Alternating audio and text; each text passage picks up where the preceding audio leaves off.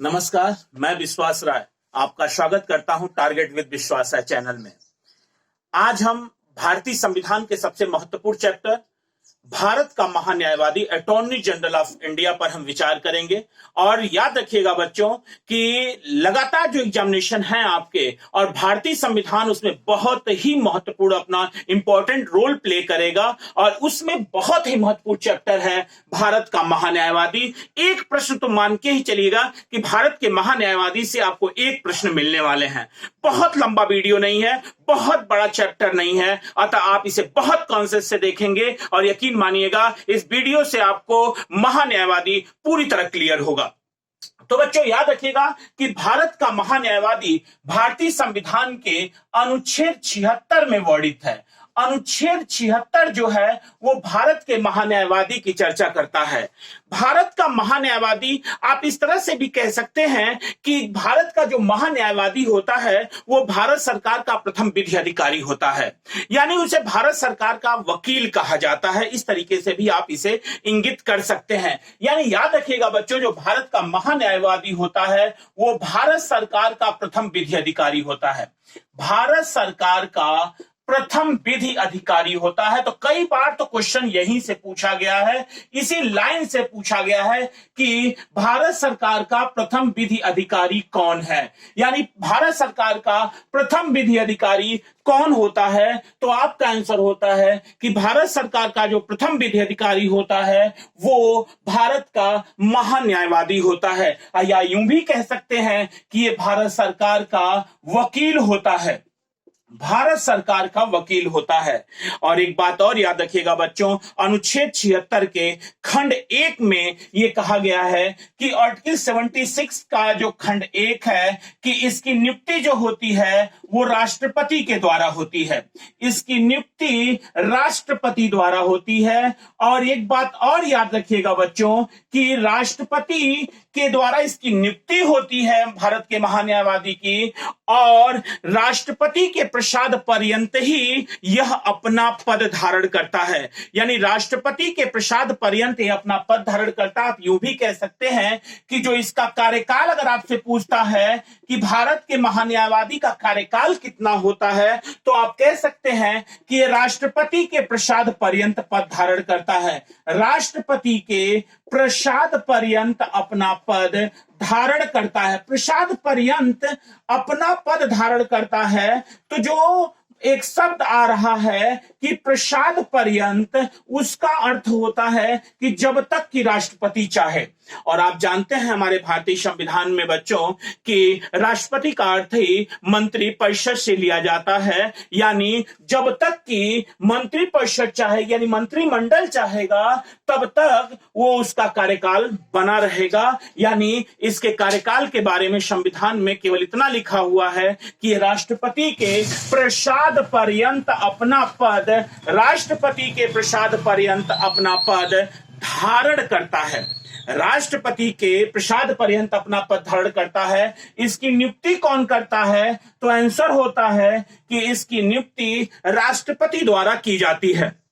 अब बच्चों आपके दिमाग में एक चीज और आएगा, और यहीं पे मैं ये चीज करना चाहूंगा आपको उल्लेख कि राष्ट्रपति के प्रसाद पर्यंत, राष्ट्रपति के प्रसाद पर्यंत 3 लोग अपना पद धारण करते हैं। राष्ट्रपति के प्रसाद पर्यंत 3 लोग अपना पद धारण करते हैं। याद रखिएगा, पहला जो होता है आप कह सकते हैं राज्यपाल।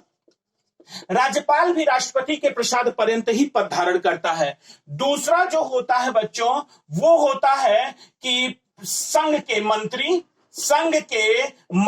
जो संघ के मंत्री हैं, इसमें प्रधानमंत्री इंक्लूड है, वो भी राष्ट्रपति के प्रसाद पर्यंत पद धारण करते हैं। और तीसरा होता है कि महान्यायवादी यानी अटॉर्नी जनरल ऑफ इंडिया। ये जो 3 पद आप देख रहे हैं वो राष्ट्रपति के प्रसाद पर्यंत अपना पद धारण करते हैं। राष्ट्रपति के प्रसाद, अगर आपसे क्वेश्चन पूछता है निम्नलिखित में से कौन राष्ट्रपति के प्रसाद पर्यंत अपना पद धारण करता है, तो आप कहेंगे कि राज्यपाल भी राष्ट्रपति के प्रसाद पर्यंत अपना पद धारण करता है, संघ के मंत्री भी, या उसमें इंक्लूड कर लीजिए प्राइम मिनिस्टर को भी, कि राष्ट्रपति के प्रसाद पर्यंत अपना पद धारण करते हैं, और भारत का महान्यायवादी भी राष्ट्रपति के प्रसाद पर्यंत अपना पद धारण करता है। तो बच्चों याद रखिएगा, नियुक्ति राष्ट्रपति द्वारा होती है और इसका कार्यकाल जो होता है वो राष्ट्रपति के प्रसाद पर्यंत अपना पद धारण करता है। ये भारत सरकार का प्रथम विधि अधिकारी भी है, आपने देख लिया यहां पे। और एक चीज और, इसकी योग्यता क्या होनी चाहिए बच्चों, इसकी योग्यता के बारे में जिस तरीके से योग्यता जब हम कहते हैं तो हम कहते हैं उच्चतम न्यायालय के न्यायाधीश बनने की योग्यता। उच्चतम न्यायालय के न्यायाधीश बनने की योग्यता, न्यायाधीश बनने की योग्यता, उच्चतम न्यायालय के न्यायाधीश बनने की योग्यता। जो उच्चतम न्यायालय के न्यायाधीश बनने की योग्यता होती है, वही योग्यता आपके भारत के महान्यायवादी की भी होनी चाहिए। तो बच्चों आप हमसे पूछेंगे कि आखिर उच्चतम न्यायालय के न्यायाधीश बनने की योग्यता क्या होती है, तो फिर मैं अनुच्छेद 124 का खंड 3 है बच्चों, 124 का खंड 3, ये कहता है कि उच्चतम न्यायालय के न्यायाधीश बनने की योग्यता, फर्स्ट, कि वो एक या एक से अधिक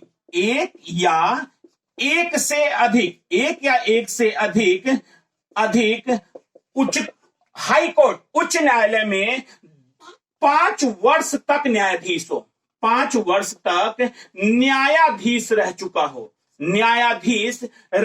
हो, या दूसरा आप कह सकते हैं एक या एक से अधिक हाई कोर्ट में 10 वर्ष तक वकालत कर चुका हो, और तीसरा कह सकते हैं कि राष्ट्रपति की दृष्टि में विधिवेत्ता हो, राष्ट्रपति की दृष्टि में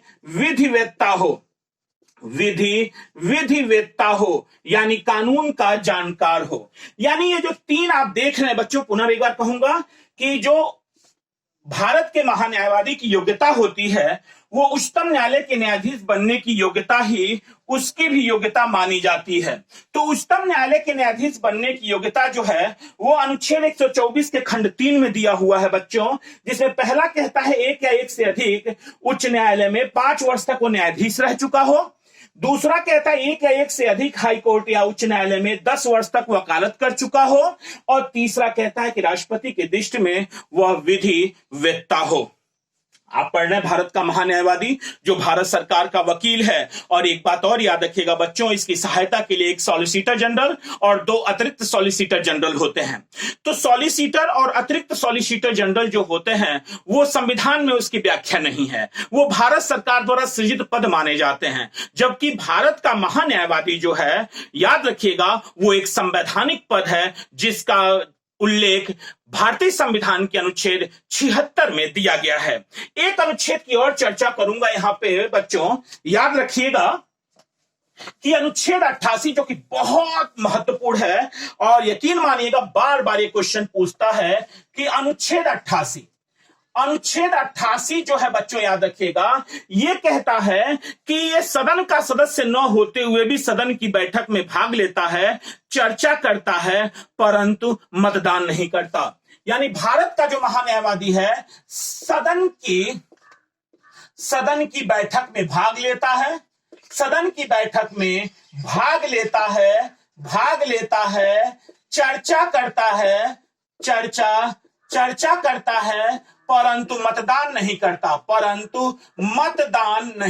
तो एक बात याद रखिएगा बच्चों, बहुत इंपॉर्टेंट है कि क्वेश्चन कई बार पूछा है कि निम्नलिखित में से कौन सा पद संसद का सदस्य न होते हुए भी संसद की बैठक में भाग लेता है, चर्चा करता है, परंतु मतदान नहीं करता। तो आपका आंसर होगा कि वो पद जो है वो भारत का महान्यायवादी है, वो अटॉर्नी जनरल ऑफ इंडिया है, अटॉर्नी जनरल ऑफ इंडिया है। और हमने बता ही दिया कि कार्यकाल इसको किस तरीके से हटाया जाएगा, तो सीधा कहा गया है कि राष्ट्रपति के प्रसाद पर्यंत अपना पद धारण करेगा।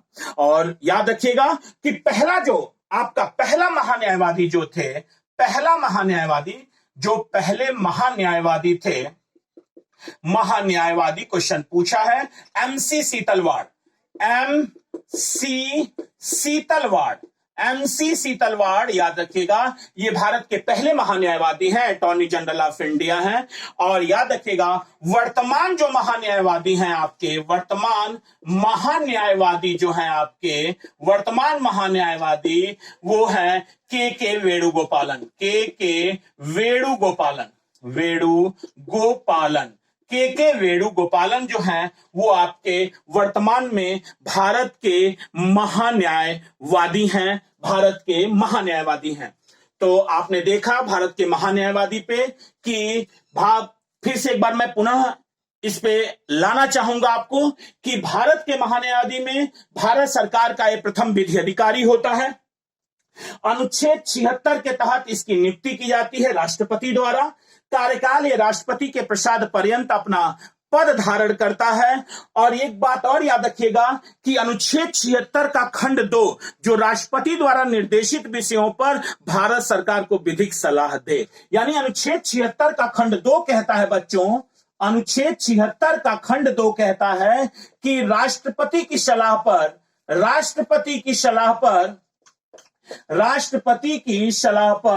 वह केंद्र सरकार को विधिक परामर्श देता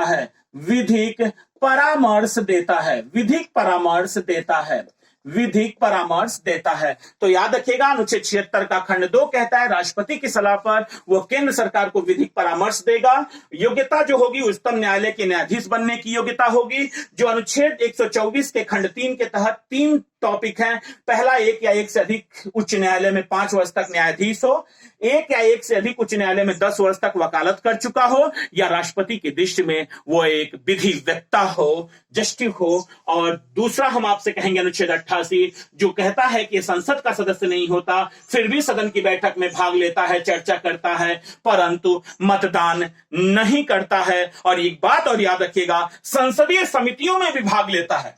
बच्चों भूलिएगा मत, ये संसदीय समितियों में भी भाग लेता है, संसदीय समितियों में भी भाग लेता है, समितियों में भी भाग लेता है।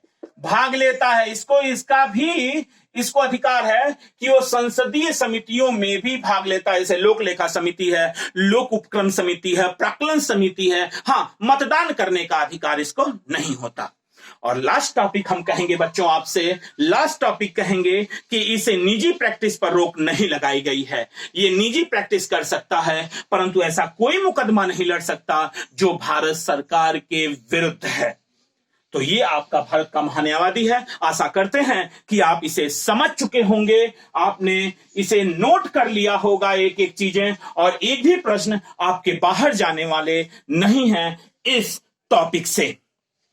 तो आज के लिए इतना ही भारत के महान्यायवादी पे। जल्द ही नियंत्रक महालेखा परीक्षक पे भी एक वीडियो आपके पास जल्द ही जाने वाला है, जो कि बहुत ही महत्वपूर्ण टॉपिक है भारतीय संविधान का। और तैयार हो जाइए। अभी आपने देखा कि लगातार वैकेंसियों का एक मेला आ रहा है और सरकार लगातार घोषणा कर रही है कि अब वह वैकेंसियों को नहीं रोकेगी, आप तकाने देगी, अतः एग्जामिनेशन हॉल में भी आपको अब इन चीजों से फेस करना ही होगा।